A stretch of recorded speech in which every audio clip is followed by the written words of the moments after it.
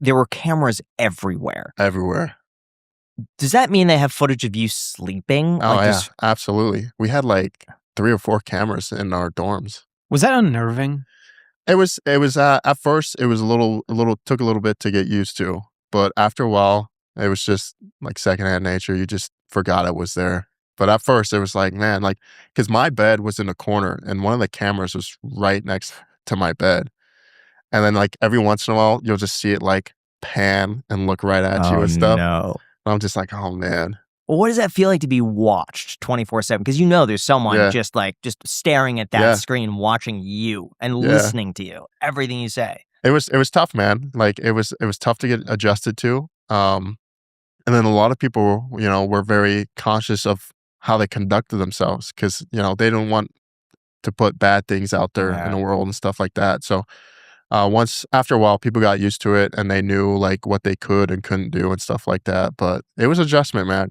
Just constantly being watched. Is there anything that someone said on camera that's like, oh crap, I should not have said that? Oh, like, plenty please, of Jimmy, times. cut that out. Plenty of times, man. In our pods is what we call them, the dorms. Mhm. We had some funny conversations at night that I'm glad that they didn't air.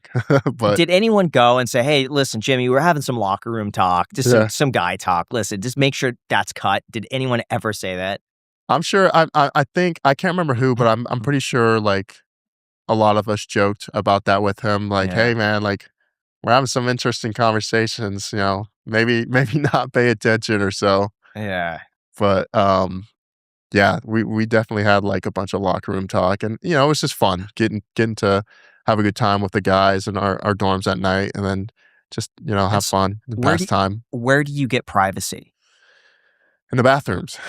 That's where you get privacy. There's no cameras in the showers. Are you still mic'd though? No, so usually when you wake up, if you tell them like, hey, I'm gonna go shower and stuff, like they'll let you do that, and then you gotta go see the audio people to get mic'd up after that, and you're mic'd up the whole day. So if you go to the bathroom, let's just say midday, you're still mic'd up there. They hear you. Yeah. So that's definitely interesting. That's hilarious. Yeah. Because it's also very difficult to pee when the mic is on you. Yeah. So some of us would take it off because there was a lot of times in the beginning where the mic would be on your back, like your back hip. And people would, go to the bathroom and the mic will ultimately fall in the toilet and stuff like that. So they're like, all right, we got to change something. We got to put it in our pockets. Or if you guys go to the bathroom, just please take it off, put it on the counter, and then put it back on. So they definitely lost some mics from that. What other crazy stories have you seen that have not been published? Like I saw on season 1, there was a lot of backlash for the living conditions and stuff like that. But I haven't seen any crazy stories from our season at all. Not that I can think of. Anything that you noticed out on the field, like competing in the game that they didn't publicize that you thought maybe should have been shown? I feel like they definitely got everything that they needed to hype up certain things or like drama aspects in the episodes. Maybe a few more conversations that they could have included. But outside of that, I think they represented and portrayed each moment very well. I'm curious how the controversy affected the first one, because from my perspective, that controversy made me very curious to see, okay, now I gotta watch this show to see how this was playing out. Yeah. I think it helped, but I don't know if the numbers of the second one were better than the first. Yeah. But I think a little controversy, you want just like a little edginess so that people say, oh man, that happened, you hear about that. And then all the people make YouTube videos about it and then people tune in. Yeah, absolutely. It's every advertising is good advertising in a sense. So it drew a lot more people back to season 2 to see, if there's going to be any controversy or if there's going to be like certain drama or, different situations, like how is it going to pan out? How's it going to play out different from season 1? So I definitely think that helped with getting more eyes and attention to season 2 for sure. Were you allowed to split money with somebody else and say, hey, if I win, I'll give you $100,000? No, unfortunately not. It was in our contracts where we can't do that because it would be considered a game advantage. So we weren't able to split money with other contestants. Did anyone try and say, hey man, I know we're not allowed to? Like, did they take the mic off? They're in the bathroom. Yeah. Like, I'll slip you 50. No, not at all. Everyone was super strict about that because they mentioned how if that were to happen, if you made money, it could affect you getting paid out if they found out about that, or if, you know, you were talking about that too. So once they said that to us, everyone was very strict with that rule, and they did not want to affect their chances of moving forward or getting eliminated from that, or potentially getting paid out their money. Was there a time you really doubted yourself that you thought you were going to lose? Towards like the beginning, you know, I was still like, when we first got in the city, you know, you're still trying to create those bonds and relationships and stuff like that. And at the time, like I talked to a lot of people, but I didn't have like super close friends that I could like consider allies. That didn't happen until like later. So at that time I was like, I don't know what team I'm gonna go with, who I'm gonna align with and stuff. Like I'm close, like I've talked in a good standings with a lot of people, but I'm not like super close on a personal level just yet. So I thought like for social aspect of the game, that might not work out well for me moving forward.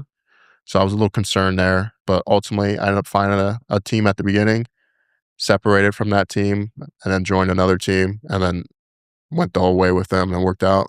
Were you ever tempted to leave early? From the games? Yeah.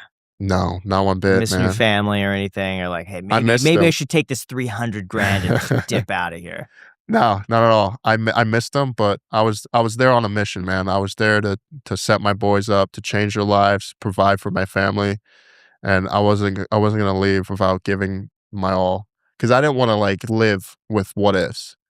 Like, I know before the second challenge, it was maybe like 2 weeks in, when they revealed season 2 competitors coming back in, those 10 individuals had 100 grand cases, and you could have took that bribe and self-eliminated.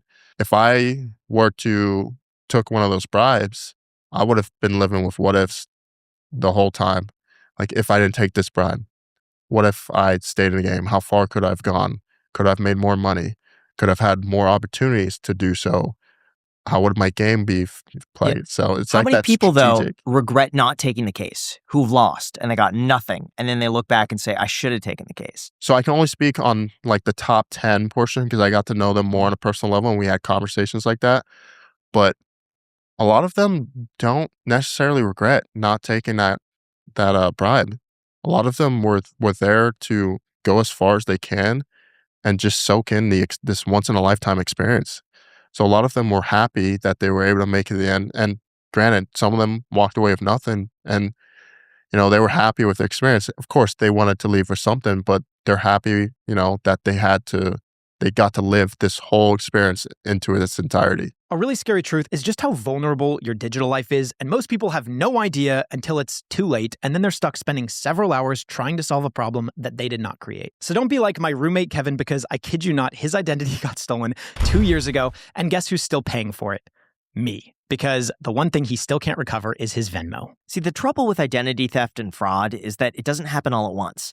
And by the time you notice, usually the damage is done. And that's exactly where our sponsor, OmniWatch, comes in. It catches problems early by keeping an eye on your identity, credit, financial accounts, and online activity altogether. And the best part is that setting it up only takes a few minutes, and then from there, it works quietly in the background all day, every day. OmniWatch monitors your credit activity, data breaches, and the dark web using AI-powered detection tools that are able to spot suspicious activity in real time. If it finds something unusual, you get an alert that tells you exactly what happened and the next steps to take. You can lock your credit, secure all of your accounts, and fight fraud with just one click. If identity theft does occur, OmniWatch connects you with US-based specialists to restore your identity and handle the damage with up to $2 million in identity theft insurance. So head on over to omniwatch.com/iced to get 50% off of your first month and see for yourself if your information's actually secure. Seriously, guys, the peace of mind is worth it. Protect your credit, identity, and online data today. Again, that is 50% off your first month at omniwatch.com/iced.